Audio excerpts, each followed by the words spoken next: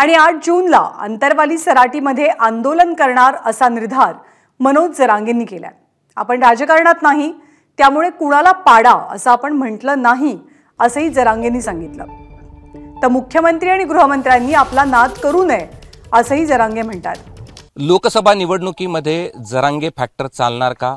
जरांगे यांनी जे आव्हान लोकांना केलेलं आहे त्याला लोक प्रतिसाद देणार का? या सगळ्याकडे महाराष्ट्र नव्हे तर महाराष्ट्रातल्या सर्वपक्षीय नेत्यांचं देखील त्याकडे लक्ष होतं आणि मराठवाड्यातला जो निकाल आलाय त्यावरून अगदी स्पष्ट होतंय की जरांगे यांचा फॅक्टर मराठवाड्यात नाही तर महाराष्ट्रात चाललेला आपल्याला पाहायला मिळतोय। खरं तर लोकसभा निवडणुकीच्या आधी मनोज जरांगे यांनी सरकारला आवाहन केलेलं होतं की तुम्ही आरक्षण द्या, अन्यथा विधानसभेच्या सर्वची सर्व जागा आम्ही लढू। लोकसभांच्या निकालानंतर मनोज जरांगे यांची नेमकी काय प्रतिक्रिया आहे हे आपण जाणून घेणार आहोत। आपण आहोत अंतरवली सराटी या गावामध्ये। काय निकालावरची तुमची पहिली प्रतिक्रिया आहे? नाही, सगळ्यात महत्त्वाचं म्हणजे माझा फॅक्टर नाही आहे। माझ्या मायबाप गोरगरीब मराठ्यांचा हा खरा फॅक्टर आहे महाराष्ट्रभर चाललेला। मताची किंमत कळणं खूप गरजेचं होतं। माझ्या गोरगरिबाला किंमत येणं लय गरजेचं होतं। सगळ्यात महत्त्वाचं आम्हाला हे स्वाभिमान आहे की मताची किंमतच नव्हती। ज्या गोरगरीब मराठ्यांनी त्यांना मोठं केलं आणि त्याच गोरगरिबाची किंमत नव्हती, त्यांच्या मताची किंमत आली आणि त्यांना भ्यायला लागली। मराठ्यांचा डर निर्माण झाला, हे माझ्यासाठी खूप महत्त्वाचं आहे आणि आरक्षण देऊनही त्यांना किंमत आणणार आहे। आता पुढचा विषय कोण निवडून आलं कोण पडलं त्यात कुठं आम्हाला आनंद आहे नाहीच आहे। आपण मी त्याच वेळेस बोलून दाखवलं होतं की राजकारण माझा मार्ग नाही, माझ्या समाजाचा सुद्धा नाही, मार्गच नाही।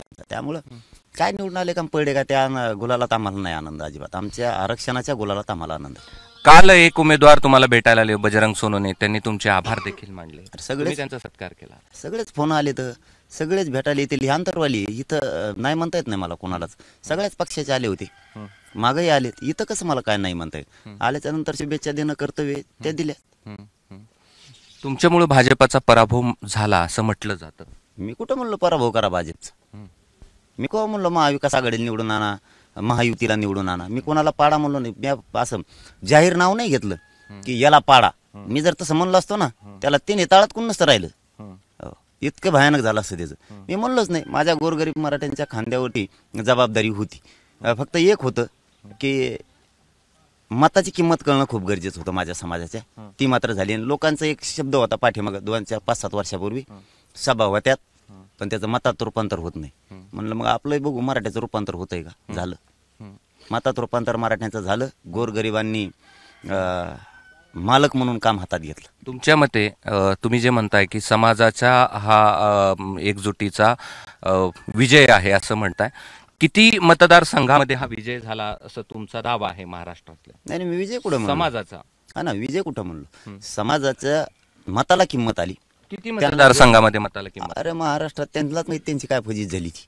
पुऱ्या महाराष्ट्रातच पुऱ्या मराठा समाजाने तसं पाहिलं तर पुऱ्या देशातलाच मराठा जागा झाला होता। कर्नाटकचा जागा झाला होता, हरियाणाचा जागा झाला होता, मध्य प्रदेशचा झाला होता, उत्तर प्रदेश मधला झाला होता, गुजरात मधला मराठाही जागा झाला होता, बिहारचा, गोव्याचा सगळा मराठा जागा झाला होता। हिमाचल प्रदेश मध्ये सुद्धा 15-16 हजार मराठी ते सुद्धा जागे झाले होते। म्हणजे आणि त्याच्यात मी हेही सांगितलं होतं की मोठ्या जाती बहुतेक यांना संपवायचा अंदाजा दिसतोय। म्हणजे मराठा असेल, मुस्लिम असेल, यादव असेल, राजपूत असेल, पटेल असेल, हरियाणामधला असेल, यादव असेल, यांना संपवायचा डाव दिसतोय। छोट्या छोट्या जाती धरून मोठ्या जाती संपवायच्या। त्यामुळं सगळेच जागे झालेले होते। मी काय वाईट सांगतो? मी पाडा नाही म्हणलो कोणाला। आणि मराठ्यांच्या फक्त मताची किंमत होणं गरजेचं होतं, त्यांना गरज नव्हती बघा। ते काय म्हणायचे मराठ्याची नाही गरज, आम्हाला त्यांची गरज आहे। ह्यावेळेस त्यांच्या लक्षात आलं मराठीचीच गरज आहे। हा, त्यांची गरज आहे का नाही ते त्यांचा प्रश्न आहे, पण मराठ्यांची गरज आहे। माझ्या गोरगरिबाला किंमत नव्हती बघा, ती आली, मताला भ्यायला लागले, बस एवढंच करायचं होतं। बरं, दुसरं असं आहे की पंकजा आणि तुमचं थोडंसं शाब्दिक वादही या ठिकाणी आरोप प्रत्यारोप झाले। रावसाहेब दानवे आणि तुमचेही तुम्ही व्यासपीठावरनं अनेक ठिकाणी त्यांचं नाव न घेता त्यांच्यावरती आरोप केलेले होते। या सगळ्यांचा फटका या दोन्ही उमेदवाराला बसला? नाही, मी तसं म्हणणारच नाही ना। मी राजकारणातच नाही, मी कोणाला पाडा म्हणलोच नाही, माझा समाजही राजकारणात नाही। आम्ही कोणाला पाडा नाही म्हणलो। आम्ही काय सांगितलं फक्त कोणाला पाडा, कोणाला निवडून आणा, पण ह्या वेळेस असं पाडा की मराठ्यांची भीती वाटली पाहिजे मताची। समाजाने ठरवलं, त्यांच्या खांद्यावर जबाबदारी होती। मी मुलगा म्हणून फक्त इमानदारीने काम करतो. मी काय केलं? मी कोणाला पाडा म्हणलो? तुम्ही जे नाव घेतलं त्यांना कधी पाडा म्हणलो मी कोणालाच पाडा म्हणलो नाही. फोन दाखवा मी केलेला एखाद्याला.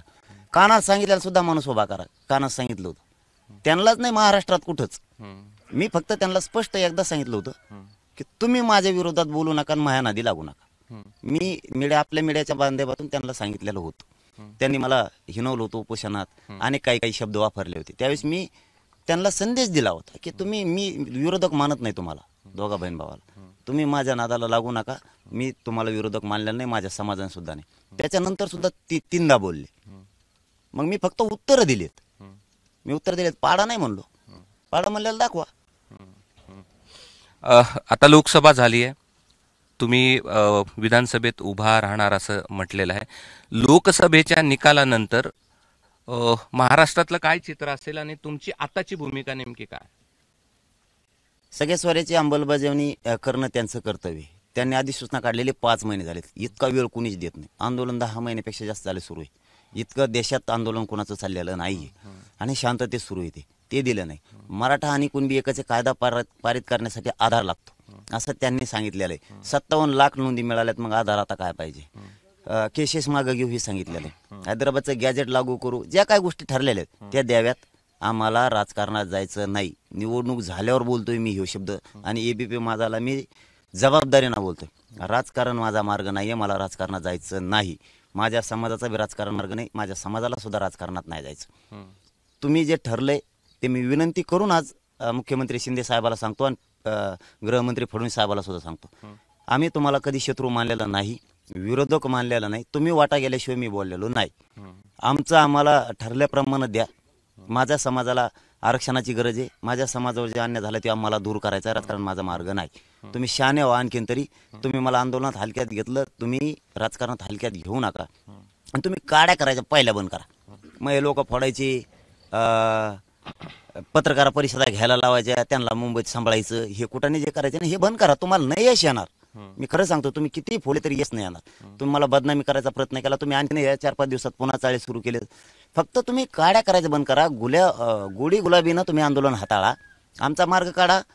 हेच मराठी तुम्हाला डोक्यात घेऊन नसते. मग तुम्ही काड्या करू नका. तुम्ही जर काड्या करायला लागले ना मी असा खोटा ठोकीन की तुम्ही ट्रॅक्टरने सोला लावून वाढ तरी निघायचं नाही तुम्हाला. माझ्या नादी लागू नका. तुम्हाला आणखीन बी सांगतो तुम्ही गोडी गुलाबीनं तुमचं काम करा.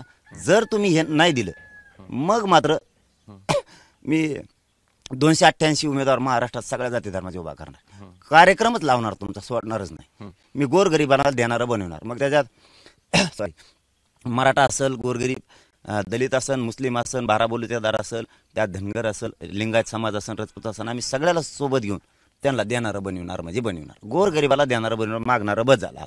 सरकारला काय अल्टिमेटम देत आहे? मी 8 जूनला आमरण उपोषणाला बसतोय. तुम्ही तातडीनं, तात्काळ आणि ते पण लगेच, तुमचा तात्काळ, ताबडतोब हे शब्द विचार 4-5 महिने चालत आहेत. तुम्ही तात्काळ निर्णय घ्या आणि हे देऊन टाका. आम्हाला गरज नाही. मी जाहीरपणानं पुन्हा एकदा सांगतो मुख्यमंत्री शिंदे साहेबाला आणि फडणवीस साहेबाला की तुम्ही आमचा हक्क आम्हाला देऊन टाका. हे मराठी तुम्हाला डोक्यावर घेऊन नसतात. मग आमचा नाविलाज आहे. मी ऐकणार नाही. मी भेट नाही. तुम्ही जेलात टाकलं तरी भेट नाही. तुम्ही गोळ्या घातल्या तरी भेट नाही. तुम्ही काय काय करून काढायला लागलात हे आम्हाला कळतंय. तुम्हाला जितकं कळतंय तितकं आम्हालाही कळतंय. नाही असं नाहीये. पण तुम्ही उगाच आणखीन तरी आता शहाणे असाल तर मी बी माझ्या माध्यमातून सांगतो मराठ्यांची नाराजी तुम्ही अंगावर घेऊ नका. सगळ्या जाती जाग्या झालेल्या आहेत. तुम्ही काय करताय हे सगळं करताय. जातीवाद तुम्हीच आणलेला आहे पुढं. हो, ओबीसी मराठा जातीवाद तुम्हीच आणला. काय परिणाम नाही होऊन दिला पठ्ठ्याने. खरं सांगतो. नाही होऊ दिला. गाव खेड्यातले ओबीसी बांधव आम्ही एकत्र आहे सगळे. हे नेत्याने त्यांच्या स्वार्थासाठी आमच्या दुई निर्माण केली. ती कळालं नाही सरकारला झटका. एक म्हणून ओबीसी मराठा वाद असतात. हे घडलं असतं का? नाही, पण महाराष्ट्रात तर चित्र दिसतंयच आहे ना. बीडमध्ये दिसतंय, इतर भागातही जाती तेढ निर्माण झाल्याचं चित्र स्पष्ट आहे ना. ते मतदानातून पण दिसतंय. नाही, ते चाणक्य नीती म्हणतात त्याला, बोलण्याची त्यांची. ते दाखवायचंच फक्त असतं तरी शिट निवडून नसते. तेच आहे. एका जातीवर त्याच्यावर हे शक्य नसतंय. सगळे गावखेड्यातले आम्ही सगळे एकत्र आहेत. आज बी आमच्यात दुई होणार नाही. आम्हाला एकमेकात सुखात राहायचे, दुःखात राहायचे, एकमेकाचे आडी अडचणी जाणून. पण बीडमध्ये दंगलीपर्यंत गेलं, दगडफेकीपर्यंत गेलंच ना. ह्या जाती तेढेचा तर फटका भाजपला बसला. त्याचा निवडणुकीच्या मताशी संबंध नाही. ते संस्काराचा भाग आहे. ती त्यांच्या संस्काराचा भाग आहे. त्याच्यात निवडणुकीशी काही संबंध नाही. मताशी संबंध नाहीये त्याचा. ती संस्काराचा भाग आहे. आम्ही म्हणतो तेच करा, नाहीतर मग आम्ही हानीत असतो. ते संस्काराचा भाग आहे. म्हणजे त्यांनी एकत्र जर झाले तर मग जातीवाद नाही, मराठी एकत्र झाले की जातीवाद. ते संस्काराचा भाग आहे. ते त्यांनी हाणलं मग काही नाही, आपण इकून समजा काही प्रत्युत्तर दिलं की मग तुम्ही जातीवादी. त्यांनी काही करायला मोकळे, त्यांना करू द्यायचं. हे संस्कार नाही टिकत ना. ह्या महाराष्ट्राला, देशाला हे संस्कार मान्यच नाहीत, अजिबात नाहीत. लोकांनी ओळखलं की ही दहशत मोडावं लागेल. सगळ्या जाती धर्माने ठरवलं ही दहशत मोडावं लागेल यांची. हे जर असे वागायला लागले तर आत्ताच ते पदावर बसल्यावर, मंत्री झाल्यावर हे काय करते ना, आत्ताच जरी एवढी फजित चाललेली येईनी, म्हणजे सगळ्या जाती धर्मानेच घेतला विषय. कोणाला सुट्टी दिलेली नाही त्यांनी. हे महाराष्ट्रातलं काहीच नाही, हे राजकीय नेत्यांनी घडून आणलं, हे सरकारनेच घडून आणलं. खरं म्हणजे ओबीसी मराठा ओबीसी वाद नाहीये, अजिबात नाही. महाराष्ट्रातले जे निकाल दिसत आहेत त्याच्यामध्ये M+M म्हणजे मुस्लिम प्लस मराठा अशा प्रकारचं जे मतदान एका बाजूला गेलं, जे महाविकास आघाडीच्या बाजूने गेलं, आणि त्याचं जे रूपांतर आहे ते विजयात पाहायला मिळलं. आता तरी या सगळ्या मतदानाच्या टक्केवारून आणि फॅक्टरवरनं कळतंय. तर विधानसभेमध्ये तुम्ही अशी काही वेगळी युती करण्याची तुमची मनस्थिती आहे का, किंवा तसा तुम्ही विचार करताय का? नाही, लोकांनी ते नाही बघितलं. लोकांनी अन्याय बघितला. यावेळी जो फॅक्टर चालला ना, हे अन्याय बघितला लोकांना. कोणी पुढे हे नाही बघितलं. हे बघ, लोकांची मनस्थिती अशी झाली होती की स्वतःच्या मुलाच्या अन्यायाच्या बाजूने उभा राहायचं, आणि आपल्या जातीवर जाणून बुजून अन्याय केला जातो त्या गुंडगिरीच्या विरोधात उभा राहायचं. लोकांनी ते बघितलं यावेळेस. त्याच्यामुळे ते काहीच नाही विषय यांचा. ते एम फॅक्टर काय जे म्हणताय तुम्ही, असा विषय नाही. चीड लोकांना खूप होती, खूप दिवसाची. तुम्ही असं काही समाजाचं एकत्रित करून विधानसभेला लढणार? जर यांनी आरक्षण नाही दिलं तर ते चित्र काय होणार आहे तुम्हाला मी त्या टायमाला सांगणार. कारण राजकारणात असं म्हणतात, आता मला शिकेलंय त्याने राजकारण, मला काही कळत नव्हतं. नाही, मी साधा माणूस आहे, त्याने शिकेलंय. त्यामुळं अगोदर बोलून नाही दाखवायचं राजकारणात, समाजकारणात बोलून दाखवायचं, राजकारणात दाखवायचं नाही. म्हणलं मग ठीक आहे, मी बी शिकवतोय. कारण काय असतं, हे जे डाव चालले ना आत्ताच्या निवडणुकीत, असं म्हणतात काही जण की हे डाव शिकायला 25-30 वर्ष लागत आहेत. शेवटचा डाव नाही का, एखादं युद्ध सुरू असताना शेवटचा अस्त्र गुरुजवळ असतं. मग कुणातरी ते लढता राहतो, एक जण उतरवतो, गुरु कोण मंत्र घेऊन येतो, आता काय करू. मग ते गुरु सांगतो की ह्यो बाण हान, तव ते मरण त्याचे छाताडात काहीतरी ठुलेलं आहे किंवा त्याच्या पोटात काहीतरी ठुलले, तिथं हान, त्याच्या गुडघ्यात हान, नेम डोळ्यात गोटा घाल त्याच्या, आणि मग ते युद्ध जिंकत. तसं राजकारणात शेवटचं अस्त्र काय काढायचं, याला 20-25 वर्ष लागते. आम्ही आणखीन राजकारण गेलो नाही तरच शिकलो. आम्ही पहिल्या झटक्यातच आम्हाला कळतं राजकारणातलं विजयाचं शेवटचं अस्त्र काय. यांनी काय काय वापरलेत, यांनी सगळे अस्त्र वापरले. सत्ता, अमुक तमुक, लोक बाहेर पाठायचे, कुंकड पाठायचे, कोणी जत्राला पाठव, कोणी हज यात्रेला पाठव, बोगस कसं करायचं, हिंगुळ कसा लावायचा कणगुळीला. अरे लय डेंजर काम करून ठेवलं. आता तो कार्यक्रमच लावतो जर आरक्षण नाही दिलं. आणि सगळ्या जाती धर्म एकत्र येणार आहेत. जाऊ द्या ना, राहून द्या गोरगरीबाला. येणे आता रूट पाडलीत ना 2 उपमुख्यमंत्र्याची. सगळ्या जाती धर्माला एकत्रित करून 288 जागा लढवणार बी, सगळ्याचे एक उपमुख्यमंत्री चलून द्यायचा झपका सगळ्याचा. आता ते रूट पाडलीत 2-2ची. आपण आपल्या जातीचा उपमुख्यमंत्री झाला खुशाल, आपण आपल्या जातीचे प्रश्न सोडायचे. आपण आपल्या जातीचे प्रश्न सोडले की याच्या पाठीमागचा माझा वेगळा अर्थ आणि वेगळा उद्देश आहे. मला हे जातीवाद समूळ पूर्ण जाळून टाकायचा. सगळ्या जातीचं एकत्र येऊन जर झाले, जातीवादच संपला ना. मला ते जळून टाकायचा पुरा जातीवाद. सगळे एकत्र करतो, सत्ता आणायची, त्यांच्याच हातात द्यायची. एका उपमुख्यमंत्र्यांना आपण आपल्या जातीचे प्रश्न सोडायचे, म्हणजे गोरगरिबाला न्याय दिला त्याचा अर्थ असा होतो. आता जातीवाद बंद. कुठे जातीवादी, अशी तयारी सुरू आहे मागच. पण आरक्षण दिलं तर मी नाही जाणार. मग सरकारला काय अल्टिमेटम ह्या तारखेपर्यंत द्या, 6 तारखेपर्यंत द्या म्हणून सांगितलं होतं. 4ला बसायचं होतं ना आम्हाला. त्याने आचारसंहितेचं सांगितल्यामुळे कायद्याचा सन्मान केला. मी कायद्याला मानतो, सन्मान केला. आता 8ला ठेवलं, 6 पर्यंत सांगितलेलं आहे. 8 पासून माझं उपोषण आहे. मरूस तर बसणार आहे मी उपोषणाला. माझ्या समाजासाठी मी शेवटपर्यंत जाणारे, संघर्ष करणारे, मी मरायला तयार. मी कुठं उपोषण केलं तरी मला जातीसाठी लढायचं आणि मी लढणार. बरं, उपोषणाचे स्थळ अंतरवाली सराठी. मग गावकऱ्यांचा विरोध कुठे, कोणचे गावकरी? ज्यांनी म्हणजे जिल्हाधिकाऱ्यांना पत्र दिलं. कोणी देऊ शकतं. मी म्हणतो मग आता उद्याच्याला एक निवेदन घेतो आणि जातो. कलेक्टर ऑफिस इथं असल्यामुळं खूप तिथून तुमच्या दारात गाड्या उभा राहत्यात. मही गाडी तिकडे जावं लागते, कंपनीत मला कामाला जावं लागतं. लय अडथळतो. इथून कलेक्टर ऑफिस उचला आणि तिकडे यवतमाळकडे नेऊन टाका. जमन काय? कुणी उद्या तहसीलला बसलं कुणी आंदोलनाला, तर येणारे ते आंबडमधले म्हणतील की हे उपोषण किंवा हे आंदोलन इथून उठवा, आम्हाला रहदारीला त्रास होतो. मग काय तहसील सकट ते आंदोलन उठलायचं का तिथून? ते ग्रामस्थाचं आंदोलन आहे, ते एका जातीचं आहे, ते त्यांच्या हक्कासाठीचं आंदोलन आहे. त्यांना अधिकार आहे. आता मी त्या दिवशी सांगितलं, एडीएम साहेबाला, आमचे DYSP साहेब आले होते, त्यांना हे इकडच्या बाजूला दलित बांधव आहेत अंतरवालीत, ते जर त्यांच्या हक्कासाठी तिकडे बसले तर मग इकडून मराठ्यांना अर्ज लिहायचा का की त्यांनी अजिबात आंदोलन करायचं नाही, म्हणजे त्यांच्या हक्कापासून आम्हाला अधिकार आहे का उठवायचा? इकडच्या बाजूला आमच्या धनगर बांधव आहेत, ते जर तिकडे बसले त्यांच्या काही मागणीसाठी, तर मग इकडून मराठ्यांनी लिहायचं का हे आंदोलन उठवा, ते तर ठेवू नका? मग त्यांना हक्क नाहीये का? ज्याच्या त्याच्या ऐपतीप्रमाणे आंदोलन करत असतो. माझी ऐपत नाहीये मुंबईपर्यंत जाऊन करण्याची, कलेक्टर ऑफिस पुढे करायची. अंतरवली सराटीतच आंदोलन होणार. अरे होणार म्हणजे मी हे बघा, मला गावाला त्रास द्यायचा नाही, मला मराठ्याला त्रास व्हावा नाही, मी ह्या भावनेचा माणूस आहे. मी त्याच्यामुळे मी म्हणलो होतो मला कुठे तरी करायचंच आहे.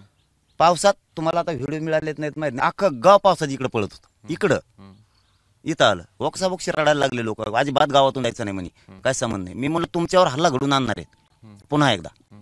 सरकारने तशी योजना राखली, गृहमंत्र्यांनी तशी राखली, गृहमंत्र्यांनी तसं ठरवले की तुला बोट लावून दे कुणी, तू मुडीत काढायचं काम कर ते आंदोलन, तुला बोट बी लावलं तर आम्ही पुरं गाव झोडपून काढतो. मी गावाला समजून सांगितलं की तुमचा रक्तपात करणार आहेत पुन्हा एकदा ते. हे मी जबाबदारीनं बोलतोय, हे बी माझं शेण खरंच सांगतोय गावकऱ्यांना सुद्धा. गावकरी म्हणले एवढ्या वेळेस आम्हाला महाराष्ट्रातल्या मराठ्यासाठी आम्हाला बळी द्यायचे, आमचेच आरक्षणासाठी गेले आमचं पुरं गाव मेलं आमचं, तरी आम्हाला मरायचं. काय करू मग मी सांगा? मी नको म्हणतोय, तुम्हाला त्रास माझ्यामुळं होईल हे मला नको, मला बाहेर जायचं, मला बाहेर जायचं नाही जायचं म्हणते. रडायला लागलेत, आडवे पडायला लागलेत, पावसात लोळायला लागलेत आणि हजारानं माता मावल्यासह. मला ते मी का लढतोय एवढं मी तळतळीने सांगतो तुम्हाला. मला अंतरवालीत पहिल्यांदा गेलं मंडपमध्ये की मला पहिले व्यासपीठावर चढताना फरशी दिसते, तिथं आई बहिणीचं आमचं रक्त सांडलेलं मला पहिलं दिसतंय. रक्त सांडलेलं, त्या रक्ताशी बेमानी करण्यात अवलाद माझी नाही. आईचं रक्त सांडलेलं आहे, आईच्या रक्ताशी बेमानी कशी करणार? दुसरं असं आहे की तुमच्या सोबत सावलीप्रमाणे राहणारे, तुमच्या आजूबाजूला असणारे, नाही पण असं आहे की नाही पण असं आहे की पण ते त्यांना असं काय झालंय ते काय त्याच्यावर बोलायचंच नाही मला, ते मला बोलायचंच नाही. ते मला ज्याचा त्याचा विषय जो मी माझ्या समाजासोबत आहे मरेपर्यंत आहे. किती डाव रचले सरकारला त्यांना दोषच नाही देणार मी. सरकारने किती डाव रचले, देवेंद्र फडणवीसांनी किती डाव रचले, मी यश येऊन देणार नाही त्यांना, मी हटणार नाही. उद्या बी गोळ्या घातल्या मला त्यांनी तरी मी मारायला तयार आहे. उद्याही काही केलं तरी माझी तयारी आहे. मी आरक्षण घेतल्याशिवाय हटत नाही. केसेस सगळ्या मागे घेतल्याशिवाय, हैदराबादचं गॅजेट लागल्याशिवाय, मराठा कुणबी एक कायदा पारित केल्याशिवाय मी हटत नाही. त्यांना जे करायचं ते करू द्या. मी समाजासोबत आहे, समाजाशी गद्दारी करणारी पैदास आपली नाही आणि करूच शकत नाही. मी माझ्या समाजाला मायबाप मानले नाही, समाजाला शब्द दिले, मी हटत नाही. काय घडलंय असं काहीच माहित नाही, जाऊ द्या. काय त्या विषयाची मला काय देणं घेणं नाही, महत्व द्यायची मला गरज नाही. त्याला माझं गाव मला हलवून देत नाही. बरं, उपोषणावर ठाम करणारच मी. मगाशी सांगितलं इथं नाही तर कुठं व्हायना, पण माझं जीवनच मी समाजाला अर्पण केलंय. मी गोरगरीब माझ्या लोकांचं आसरू त्यांच्या डोळ्यात येऊ द्यायचे नाही लेकरासाठी. का माझ्या मराठ्याने हमेशाच हमाल्याच करायच्या, त्यांनी स्वप्न बघायचं, पोरग नोकरी लागायचं, आमच्या माथाडी कामगारांना नाही बघायचं, आमच्या डबेवाल्यांना नाही बघायचं, आमच्या एसटीवर ड्रायव्हर असणाऱ्या माणसांना नाही बघायचं, आमच्या ट्रकवरच्या ट्रॅक्टरवरच्या रिक्षावरच्या लोकांनी स्वप्न नाही बघायचं, आमच्या ऊस तोडणाऱ्या लोकांनी स्वप्न नाही बघायचं की पोरग माझं नोकरी लागावं म्हणून. काय वाईट करतोय मी? माझ्या गोरगरीब शेतकऱ्यांनी स्वप्न बघायचं नाही, माझ्या नोकरदार वर्गात असणाऱ्या मराठ्यांनी स्वप्न नाही बघायचं का आपली बढती व्हावं, आपले लेकर अधिकारी व्हावं म्हणून. त्याच्यासाठी मी लढतोय. हा, मला काय वाटतं का गावाला त्रास व्हावा म्हणून? मी तर म्हणतोय गावाला त्रास होईल, मला नाही राहायचं, गाव नाही आठवू देत, गाव हलतच नाही. आणि सगळ्या जाती धर्माच्या लोकांना सांगतो मला, मी सगळ्या जाती धर्मात त्यातले अर्धे लोक तर मला येऊन भेटले. ते म्हणले नाही बाबा आम्ही सोबत आहे. मला त्या विषयात बोलायचंच नाही, मी समाजासोबत आहे आणि कायम राहणार. ठीक. एक शेवटचा प्रश्न असा आहे, विधानसभेची तयारी तुम्ही कधीपासून सुरू करताय? जर नाही दिली तर सुरू आहे, नाही दिली तर सुरू आहे, पण पुढचं नाही सांगणार आताच. याने मला राजकारण शिकवलं उगाच, आणि पुढे सांगतो त्यांना मी, तर मी आंदोलनात हलक्यात घेतलं, नका राजकारणात हलक्यात घेऊ. असा कार्यक्रम लावीन ना बाबा, हा परत तुम्हाला लय पश्चाताप येईल म्हणून सांगतोय. सांगत नाही साहेब कुणी, सत्तेत जायचं असलं, आईश आराम करायचं असलं सांगत नसतो कुणी. मी सावध करायलो राव, मी सावध करायलो. मला तिकडे जायचं नाही, माझा समाजाचा उद्देश नाही, माझा नाही. तुम्ही मला नका जाऊन देऊ तिकडं. माझं जे ठरलेलं आहे ते द्या माझ्या समाजाचं. मला तुमचे पैसे नको, पद नको, मला काय नको. मी हे झाल्यावर एखाद्या डोंगरावर जाऊन राहील, माझं घरदार सगळं कोणाला देऊन टाक, मी कुंकडं कुटुंब घेऊन जाईल, मी गायरनात राहील, मला काय नको. पण माझ्या समाजाला दिल्याशिवाय मी हटत नाही. तुम्ही मला नका घालू त्याच्यात. फडणवीस साहेब आणि शिंदे साहेब तुम्हाला विनंती करून सांगतो मी, मला त्याच्यात तुम्ही घालू नका त्या राजकारणात. आणि माझ्यावरचं डाव बंद करा तुम्ही उद्या सकाळपासून पहिले, नसता तुम्हाला आणखीन संकटात सामोरं जावं लागेल. आणि इथून पुढं कोणत्याच नेत्याने माझ्या मराठ्याच्या गोरगरिबाला त्रास द्यायचा नाही. ज्या जातीचा त्रास देईन ना माणूस ज्या जातीचा त्रास देईल त्याच्या नेत्याच्या विरोधात उमेदवार देणार नाही, पण त्याला आयुष्यात कवाच निवडून येऊन देणार नाही. हा, त्या जातीच्या नेत्याला त्यांनी माझ्या जातीला त्रास द्यायचा नाही. अंतरवलीत तुम्ही उपोषणावर ठाम आहेत, मात्र एक समजपत्र पण तुम्हाला जिल्हा प्रशासनाच्या वतीने देण्यात आलंय, त्यामध्ये परवानगी दिली गेली नाहीये. आता देतील ना, आचारसंहिता होती ना, आता देतील ना. नाही दिले तरी बसणार मी. मग हा बघ, पालन करतोय ना, याचा अर्थ असा नाही की तुम्ही मला विटीच धरणार आहेत. मग हा, गृहमंत्र्याचं ऐकून तुम्ही माझ्यावर अन्याय करणार किंवा माझ्या जातीवर अन्याय करणार, मी नाही ऐकणार. मग तुमचा सन्मान केला का नाही? आल्याबरोबर DYSPचा सन्मान केला. तुम्हाला सांगितलं ठीक आहे म्हणलं, ते म्हणले 6 पर्यंत पोस्टपोन करता येईल का? म्हणलं नाही. पण तरी मी म्हणलं चला ठीक आहे, तुमचं म्हणणंच आहे ना, तर आपण ऐकलं पाहिजे, कायद्याचा सन्मान केला पाहिजे, आचारसंहितेचा सन्मान केला पाहिजे. मी 7ला करतो. 7च्या ऐवजी परत माझ्या डोक्यात आलं, म्हणलं 7ला उली तिली वंजळ भर राहिली तुमची, तर कशाला ताप परत. म्हणलं 8ला करतो, म्हणजे तुमच्या काही कसरत नाही राहिली पाहिजे फिरून. तुम्ही परवानगी दिली करणारे, तुमचा परवानगी दिली तर आम्ही सन्मान करू. तुम्ही नाही दिली तर बार तुम्ही अन्याय करता, याचा अर्थ असा होणार आहे. तुम्ही कायदा नाही चालवायला लागले, तुम्ही आंदोलन मोडायला निघालात, असा त्याचा अर्थ काढून मी 8 जूनला बसणार. त्याला माझा नाविलाज. लोकसभा झाके असं तुम्हाला काय म्हणायचंय? नाही बाबा, मी त्याच्यात नाहीच. मी असतो, खरंच सांगतो, म्हणलंच असतो ना, मला काहीच आनंद नाही त्याच्यात. पडला काय, कोण निवडून आला काय, माझी प्रतिष्ठा पणाला लागली नाही आणि माझ्या समाजाची पण नाही. लोक आधी बातम्या पेरत होते, पोस्ट टाकीत होते की आमक्याची प्रतिष्ठा पणाला लागली, तामक्यात लागली. आमची काय प्रतिष्ठा पणाला लागली? आमच्या समाजाची नाही लागली.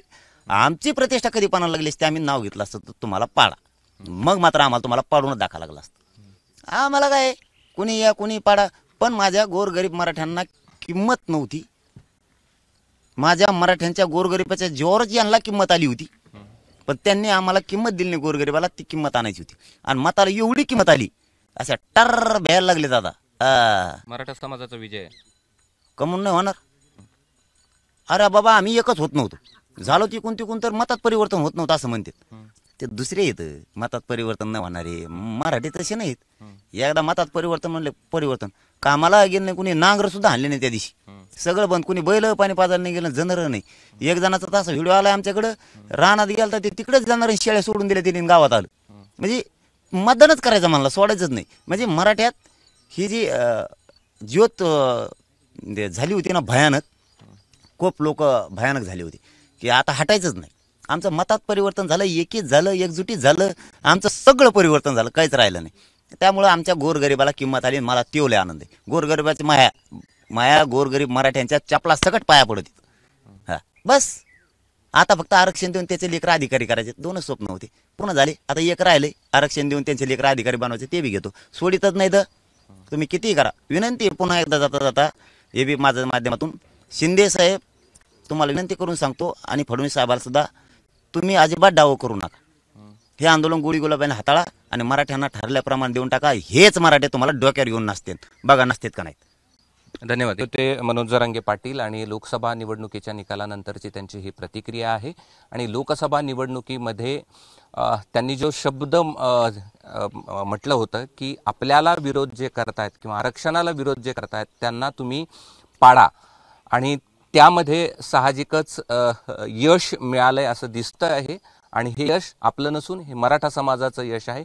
आणि ते अंतरवली सराटी या गावातच 8 तारखेपासून उपोषणाला बसण्यावरती देखील ठाम आहेत. त्याआधी सरकारनं आरक्षणाची त्यांची भूमिका आहे किंवा त्यांची जी मागणी आहे ती मान्य करा, आम्ही तुम्हाला डोक्यावर घेऊन नाचू असं देखील म्हटलं. आता राज्याभिषेक सोहळ्याला रायगडावर चाललोय. कॅमेरामन धनंजय दारुंटेसह मी कृष्णा केंडे, ABP माझा, अंतरवली सराटी, जालना. ABP माझा, उघडा डोळे बघा नीट.